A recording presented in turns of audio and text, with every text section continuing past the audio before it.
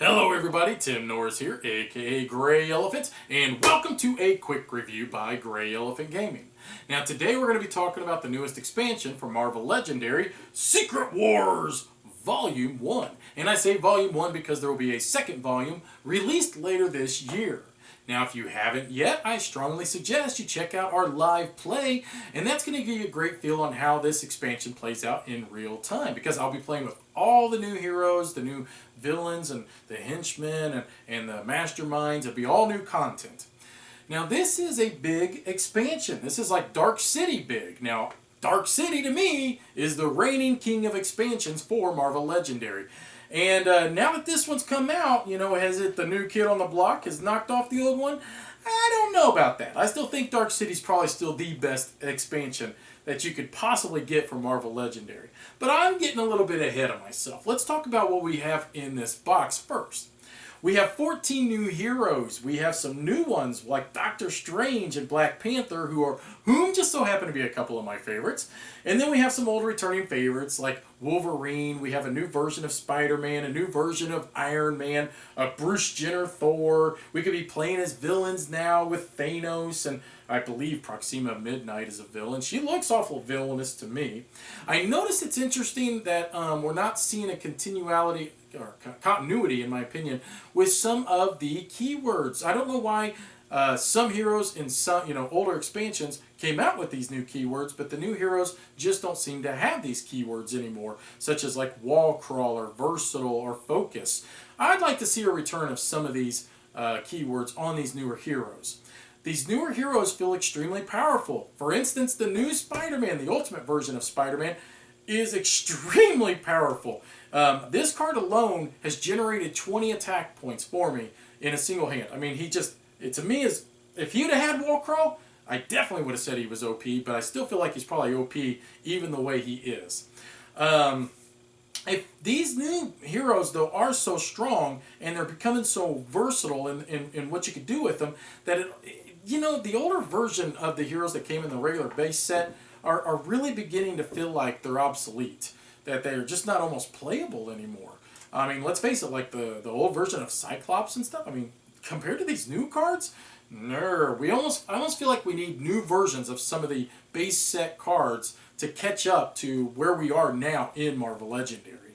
And I would like to see, like I said, I'd like to see some of these keywords start, let's keep them going. It's nice that we had Teleport come back. That was great. And on the villains, it's good that we saw Bribe come back, which we missed Elusive on Nimrod. That was kind of silly. We do have 6 new villain groups. Now, what's neat is that they created a new ability with some of these where as you fight them, they come into your hand and they fight for you for the rest of the game, which is really cool. Rise of the Living Dead is an extremely annoying new keyword that is going to end up allowing cards to go from your victory point pile back into the city. A lot of fun to play, and man, it's frustrating though at times because it's like, I just beat you, and then you're going right back into the city and allowing people to escape, and it's frustrating but a lot of fun at the same time. We have 3 new henchmen groups. Now I'm going to talk a little bit about the Thor Corps, because the Thor Corps to me are a great idea, but I really would have liked it if they would have said that you may gain this card instead of saying gain this card, because you don't really always want the card, especially towards late game when you're trying to go for attack. Next thing you know, now you're starting to clog up your stinking deck with the Thor Corps. I don't want you. Can't you see nobody loves you anymore? Go away, I would like the ability to choose whether or not I want that card. I don't definitely want it. And in some scenarios, it's great. Maybe you need the recruit points to be able to attack the villain because they're elusive or something, like Nimrod is. But most times, you don't really want recruit points at the end of the game. So, yeah, a cool idea. I just feel like one little word on there would have made all the difference. May. You may gain this card. That would have made a world of difference to me. We have 8 new schemes, which I played through half of them, and man, these new schemes are really good. One of them, to me, feels lazy. I do not like schemes that say, well, when you flip the last scheme twist, you lose. I mean, I don't feel like I have control over a game that almost just would play itself in that case. But I love some of these new ones, and especially the one that you'll see in the live play that we did, because man, they keep you on your toes. They force you to make some decisions, and they're becoming pretty clever with some of them. Like I said, that one feels lazy, but all the other ones just seem like a lot of fun. And I have played through half of them, and the half I have played are a lot of fun. Highly recommend. We have 30 new ambition cards. Look, I don't want to play as the mastermind. None of my friends want to play as the mastermind. Cool idea, and I'm glad you guys are thinking outside the box.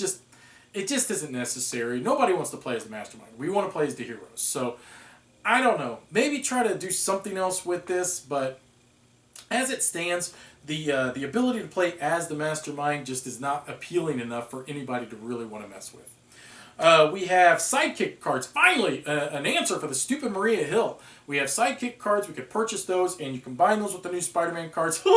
Kick ass, yeah. We have a new bystander who happens to be a banker. He's all right, but truthfully, he's situational, and I'm not big on situational cards. Ultimately, this is a good expansion, though, and it is a lot of fun. Dark City will still reign as my #1 expansion. That is a must-buy for Marvel Legendary, but I do like some of the things that they're doing in this set, and I am excited to see what they do with the second volume.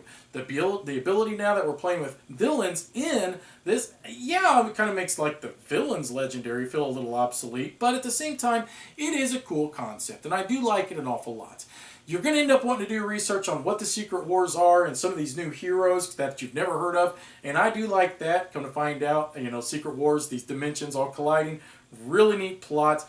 All around a great expansion. One I do definitely recommend. So I appreciate you guys watching. Make sure you check out the live play. And as usual, bye-bye.